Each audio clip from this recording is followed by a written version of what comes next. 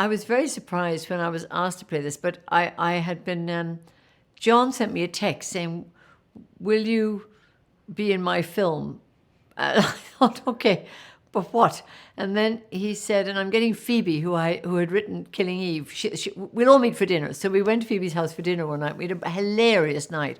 And I came out saying, yes, I'd be in the film. But I hadn't read it or anything. So I played the little girl's grandmother. And, the situation is very interesting, very modern in a way. She has to come and stay with her grandmother, who she has not seen for some time. So it's both a very classical situation and a very unusual, uncomfortable one for both the grandmother and the girl.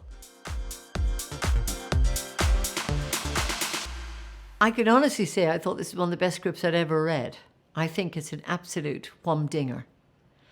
And because in the middle of it is an active imagination, which anybody watching the film can plug into. Anybody, adults, children, everybody. And it makes you, like really good writing, it makes you long to be in the reality of the film. It makes you want to believe it.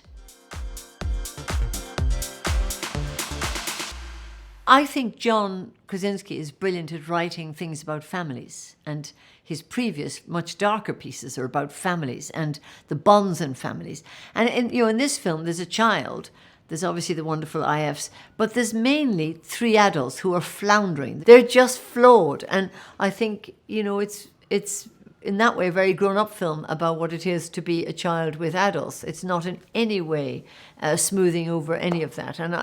And yet, the adults too are out of touch with their childhood. And of course, all adults are out of touch with their childhood and do better when they get in touch with it.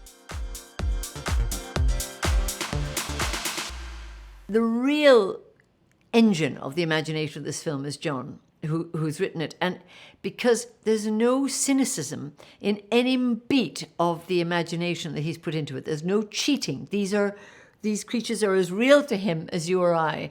And so his enthusiasm and his total logic abilities to place them, understand them, interrogate them, excavate the scenes, including them, makes you believe in it. In that way, I think that, I don't know whether, our imaginations are stimulated because we've still got to make the film, but I feel profoundly that it's going to ignite the imaginations of the viewer.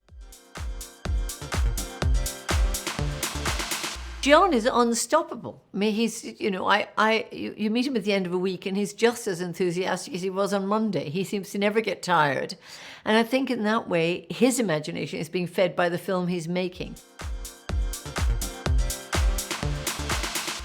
This cast, I mainly work with Kaylee, my granddaughter, and she's a phenomenal actress, Kaylee, because she has the ability, the calm, the wisdom, the control, and yet the kind of openness to be both playful and entirely responsible. So she's a very unusual person. Not everyone can do that. I think it's a film about the remaking of families who are challenged. And so it really is about the power of family and the power of the imagination. It's about the desolation of childhood. And it's about the warmth that the human brain can conjure.